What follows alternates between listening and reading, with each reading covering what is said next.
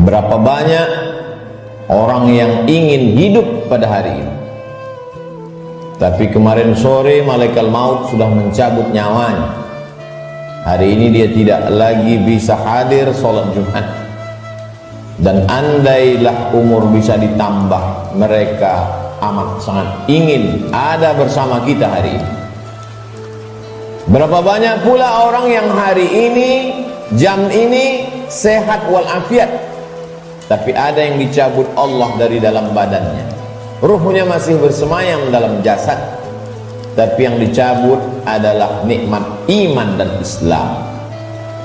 Tak ada lagi rasa takutnya kepada Allah, sehingga meninggalkan sholat Jumat ringan saja, seperti meninggalkan sandal di tepi jalan.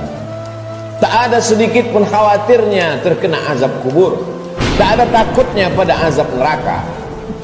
Laknat yang paling mengerikan bukan miskin, laknat yang paling menakutkan bukan sakit.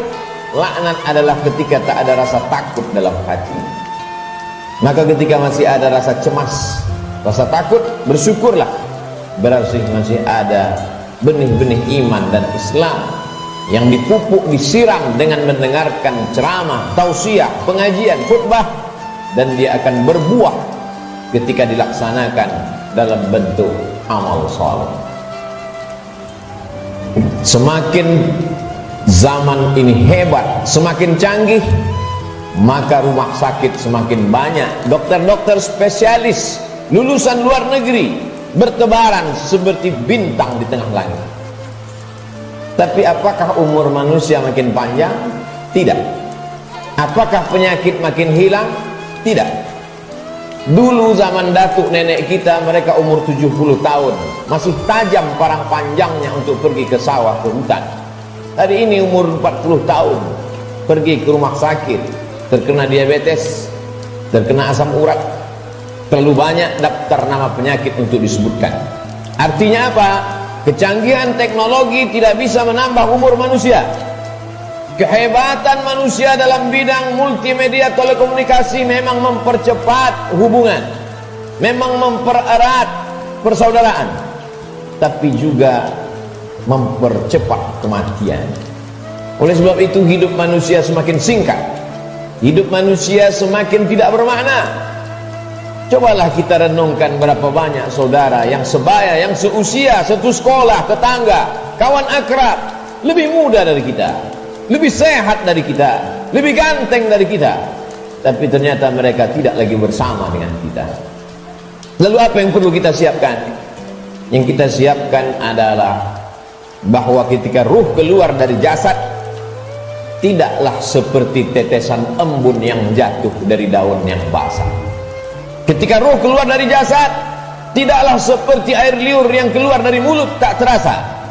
Ketika ruh keluar dari jasad, Nabi SAW bertanya kepada orang-orang yang ruhnya sudah keluar dari jasad ketika beliau Isra dan Mi'raj, bagaimana yang kalian rasakan wahai mayat, wahai ruh yang pernah bersemayam dalam jasad lalu kemudian keluar dari jasad?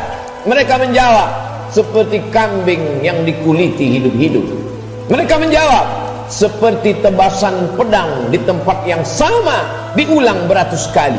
Mereka menjawab, seperti mata kail pancing ditarik dari kulit yang basah, tercabut urat-urat dan dagingnya ikut ke mata kail pancing. Begitulah sakitnya. Lalu yang perlu kita siapkan, apa yang bisa meringankan sakaratul maut itu?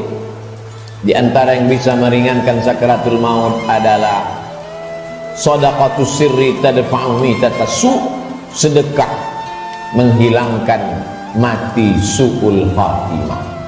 Selama ini kita diajarkan berdoa, Allahumma hawwin alaina fi sakaratil maut, ringankan kami waktu sakaratul maut ya Allah. Baik, doa bagus. Habis selesai salat meminta kepada Allah, Allahumma hawwin alaina fi sakaratil maut, indah, cantik. Tapi ada yang lebih bagus lagi untuk supaya kita ringan waktu sakaratul maut, yaitu dengan cara bersedekah. Yang mewakafkan tanah masjid ini, yang mewakafkan semen, yang mewakafkan batu, kosen, jendela, tak tahu kita siapa namanya, tapi dengan sedekahnya itu dia sudah memperingan sakaratul maut. Sampai hari ini orang yang mati itu tidak pernah hidup lagi untuk bercerita kepada kita. Mimpi pun tak dapat kita pesan. Bolak-balik kita minta untuk bermimpi dengan datuk, ayah, emak, tak dapat berjumpa dengan mereka. Andai pun berjumpa dalam mimpi, tak pula dapat kita membuat pertanyaan-pertanyaan yang sudah kita sediakan sebelum tidur. Satu-satunya cara hanya dengan menyebut, membaca, mengingat hadis-hadis Nabi Muhammad sallallahu alaihi wasallam. Dan itu adalah iman. Hari ini orang sedang krisis dengan iman. Dia tidak lagi percaya. Mana itu alam akhirat? Mana itu alam barzah? Mana itu roh? Aku tidak percaya kepada yang tak nampak. Aku tidak percaya kepada yang tidak terlihat.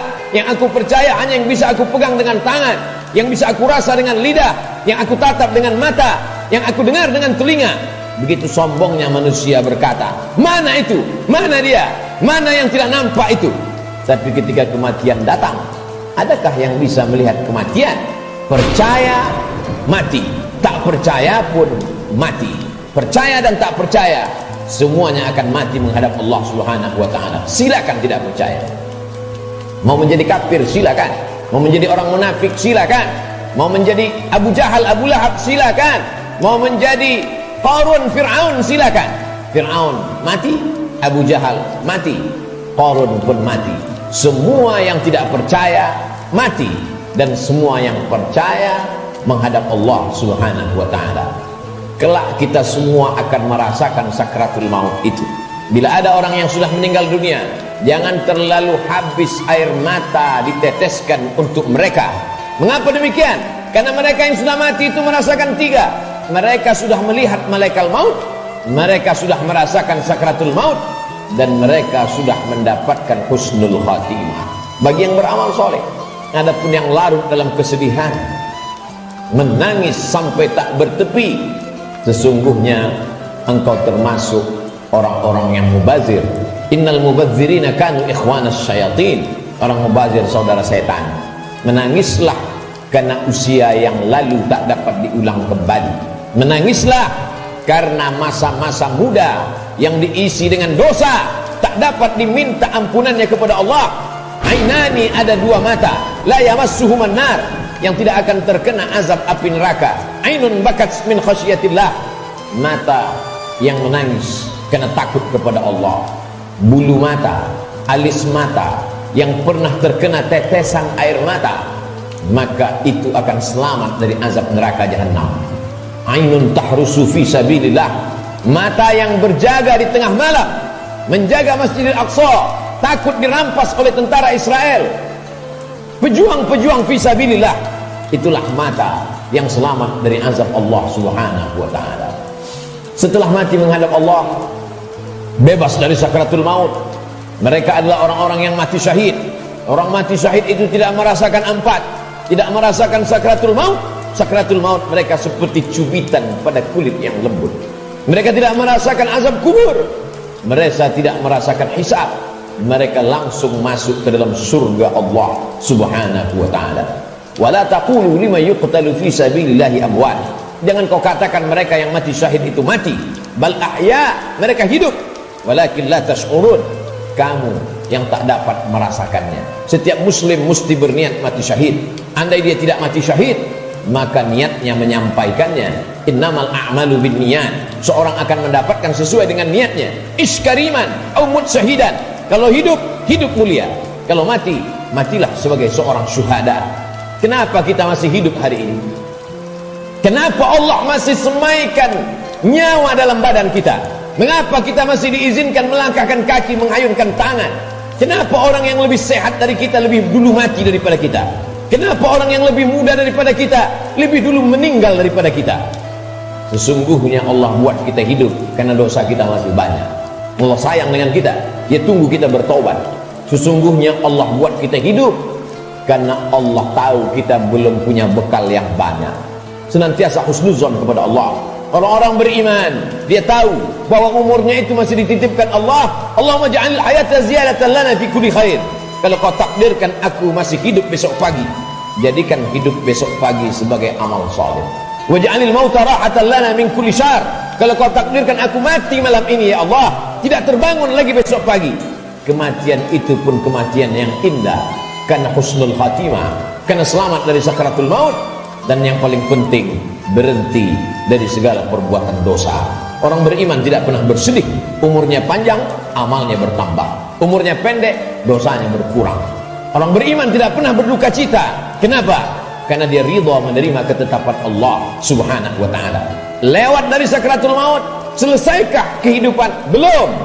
Keliru orang yang berkata, mari kita hantar jenazah ini ke tempat peristirahatan yang terakhir. Istirahat kata siapa? Liang kubur sudah siap menjepit bagi mereka yang curang. Curang timbangan, curang sempadan tanah, curang sempadan batas kebun. Mereka akan dihimpit 7 lapis tanah. Berapa banyak tukang gali kubur yang sudah mengukur panjang kubur 170 cm, tapi begitu diukur dengan galah, dengan buluh, dengan bambu, jenazah dimasukkan ke dalam. Kenapa berkurang?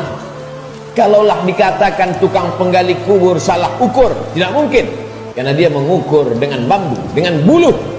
Tidak mungkin dia salah ukur. Jadi apa sebenarnya yang terjadi? Maka liang lahat sudah siap-siap menjepit, meremukkan tulang belulang, meluluhlantakkan jenazah yang mati menghadap Allah subhanahu wa ta'ala. Ujian kedua yang akan dihadapi adalah azab kubur. Maka setelah fil alamina innaka hamidum majid, orang solat beriman, muslim yang takut pada Allah, menambahkan doanya, Allahumma fir lima qaddamtu wa ma akhartu wa ma asrartu wa ma a'lantu wa ma asraftu wa ma anta a'lamu bihi minni antal muqaddimu wa antal muakhiru la ilaha illa anta subhanaka inni kuntu minadh dhalimin. Sebelum salam dia tambahkan 4, Allahumma inni a'udzubika min azabi jahannam wa min azabil qabri wa min fitnatil mahya wal mamat wa min syarri fitnatil masihid dajjal. Dia minta selamat dari azab kubur. Setiap kita yang melewati kubur dalam perjalanan panjang kami dari Pekanbaru ke pedalaman suku Talang Mama, lalu kemudian singgah sebentar di masjid rumah Allah pada hari Sayyidul Ayyam, akan kembali lagi melewati kubur. Apa yang kami katakan? Assalamualaikum ya ahlad diyar minal mu'minin wa inna insyaallah bikum lahiqun yarhamullahul mustaqdimina wal mustakhirin nas'alullah lana wa lakumul afiyah. Apa yang kita mintakan orang yang dikubur itu? Bukankah mereka sudah mati? Orang yang hidup kita ucapkan assalamualaikum, selamat anakmu, selamat keluargamu, selamat rumahmu, selamat hartamu, selamat sawitmu, selamat karetmu, selamat kebunmu, selamat dagangmu, selamat rukomu, selamat rumah makanmu. Tapi untuk orang yang sudah mati, apa yang kita ucapkan? Kenapa ada selamat untuk orang mati? Maka sesungguhnya salam pada orang mati di liang kubur adalah assalamualaikum ya ahlal kubur, selamat kalian dari azab kubur. Hadisnya sahih, diriwayatkan oleh Sayyidatuna Aisyah Ummul Mukminin. Wahai Aisyah, kata Nabi SAW, kalau engkau lewat di kubur, mulutmu jangan diam saja, ucapkan salam, assalamualaikum ya ahlad diyar, selamat bagi kalian. Selamat apa? Selamat dari azab kubur. Jangan pernah mulut ini berhenti meminta selamat dari azab kubur. Orang-orang yang dikubur itu kalau dia dihidupkan Allah Ta'ala kembali, apakah mereka mengatakan cukuplah mati ini, kami sudah capek hidup, kami sudah lelah dengan ujian hidup, menghadapi anak pecandu narkoba, menghadapi istri yang berselingkuh, menghadapi orang yang berbuat dosa? Apakah orang yang mati itu lalu kemudian mereka tidak ingin hidup lagi? Orang mati itu ketika ditanya, hai orang mati, maukah kalian hidup lagi?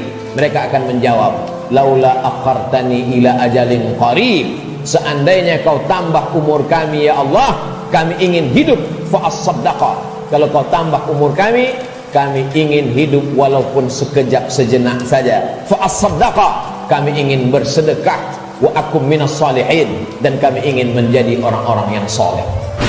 Di antara yang menyelamatkan kita dari azab kubur adalah sedekah. Mengapa orang yang dikubur itu tidak minta haji mabrur? Karena pahala haji mabrur dia lihat nanti di surga. Wal hajjul mabrur laisa lahu jazaa' illal jannah. Haji mabrur balasannya surga. Kenapa orang yang dikubur itu tidak minta jihad fisabilillah? Karena memang tak semua orang punya kesempatan, tapi ada orang-orang yang bersedekah, orang-orang yang mampu mewakafkan tanahnya, berikan tanah. Masjid sudah berdiri, buatkan kelas untuk sekolah tahfiz Quran. Bagi yang tidak sanggup berwakaf tanah, berikan sedekah 2-3 sak semen, batu kerikil, pasir, batu bata, besi. Itu semua akan menolong. Sampai hari kiamat selama masjid ini masih ada orang sholat berjamaah, masih ada orang lagi membaca zikir, tasbih, tahmid, takbir, tahlil, mengalir lapang alam kubur, terang benderang alam barzah. Orang yang meninggal itu hidungnya ditempelkan ke dinding liang lahat. Bagi orang yang meninggal dunia tidak dimasukkan ke dalam keranda, maka jenazahnya ditempelkan, hidungnya menempel ke liang lahat. Cobalah kita berbaring, tempelkan hidung ke dinding. Berapakah jarak antara mata kita ke dinding? Begitulah jarak kita dekatnya dengan dinding. Pandang ke depan, pandang ke belakang, pandang ke atas, pandang ke bawah, tak ada yang bisa dipandang. Gelap gulita, tempat yang paling gelap, tempat yang paling sepi, tempat yang paling sunyi. Apa yang sudah kita persiapkan?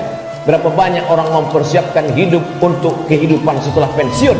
Berapa banyak orang mempersiapkan hidup setelah hidupnya tenang, dia akan siapkan untuk anaknya. Setelah anaknya tenang, dia siapkan untuk cucunya. Setelah cucunya tenang, dia siapkan lagi untuk generasi sampai hari kiamat. Tapi dia tak pernah berpikir berapa lama dia akan berada di alam barzakh, berapa lama dia akan berada di alam kubur. Orang yang meninggal tahun 1000, hari ini sudah 2021, berarti 1021 tahun dia sudah berada di alam kubur. Orang pensiun umur 58, 56, maka dia hanya mempersiapkan 63 tahun, 5 tahun, 4 tahun, 7 tahun. Kalaupun berlebih 10 tahun, apa yang sudah dia persiapkan untuk berada di alam kubur? Rumah yang besar akan tinggal, kebun yang luas akan tinggal, kendaraan yang mahal akan tinggal, diambil oleh ahli waris, mereka bagi-bagikan. Kalau mereka soleh, mereka akan mengundang anak yatim, fakir miskin bersedekah, mereka bayarkan sekolah anak yatim, anak duafa tidak mampu. Tapi kalau tidak, maka apa yang sudah kita sedekahkan, itu saja yang akan kita bawa menghadap Allah Subhanahu wa ta'ala. Sampai akhirnya datanglah hari kiamat, diledakkan lautan naik ke darat. Idza sama'un fatarat, langit terbelah. Wa idzal kawakibun tasarat, planet-planet bertabrakan. Wa idzal biharu fujirat, lautan meledak naik ke darat. Wa idzal quburu bu'thirat, semua yang dikubur dibangkitkan. Alimat nafsum ma qaddamat wa akhar. Ketika itulah baru orang semua sadar bahwa hidup hanya mimpi. Mimpi jadi orang kaya, mimpi jadi penguasa, mimpi jadi orang yang dihormati dan dimuliakan, mimpi menjadi ustadz dan ulama. Yang kekal abadi hanyalah amal-amal soleh semata. Saat itulah dia akan menghadap Allah Subhanahu wa ta'ala. Isma syi'ta, hidup sesuka hatimu, fa innaka mayyit, karena sesungguhnya kau akan menjadi mayat. Sampai masanya ditiupkan sangkakala, manusia berada di alam barzah. Setelah itu dia berdiri di padang mahsyar. Saat itu tidak ada siapapun yang bisa menolong. Yauma yafirrul mar'u min akhihi, saudara kandung pun akan lari dari saudaranya. Wa ummihi wa abihi, ibu akan lari dari anaknya, anak lari dari ibu kandungnya. Wa sahibatihi wa bani, suami akan lari dari istri, istri melarikan diri dari suami. Anak-anak tak bisa menolong ayah, ibu tak bisa menolong anak. Likulli imri'in minhum yawma idzin sya'nun yughni, setiap orang hanya akan mementingkan dirinya sendiri. Apa yang kita tanam hari ini, itulah yang akan kita tuai. Tangan mencincang, bahu memikul. Sedangkan padi yang kita tanam belum tentu akan kita panen padi. Tumbuh juga rumput-rumput liar. Konon lagilah rumput betul-betul yang kita tanam. Jangan pernah bermimpi akan menuai padi. Inna awwala ma yuhasabu bihil abdu yaumal qiyamati as-shalah. Yang pertama kali dihitung, dihisab dari amal adalah salat. Sebanyak apapun zikir kita, sebanyak apapun sedekah kita, kalau tidak ada tempat bergantungnya salat, maka tidak bernilai di hadapan Allah. Idza salahat salahal amalu kulluh, kalau salatmu baik, maka baiklah amalmu. Wa idza fasadat fasadal amalu kulluh, kalau salatmu rusak, maka rusaklah seluruh amalmu. As-salatu ibaduddin, salat adalah tiang agama. Hari ini masih ada anak-anak muda yang salat ke masjid, nikmat besar bagi orang tuanya. Tapi ada orang tua yang tak salat, musibah besar bagi umat. Salat menjadi salah satu pesan Nabi sebelum dia meninggal. As-salah, as-salah. Salat, pesan Abu Bakar ketika pertama kali menjadi khalifah. Qumu ila salatikum yarhamkumullah. Yang salat mati, yang tak salat pun mati. Orang Islam tetap ada fardu kifayah untuk melaksanakan salat jenazah. Isma syi'ta, hidup sesuka hatimu, fa innaka mayyit, karena sesungguhnya kau akan menjadi mayat.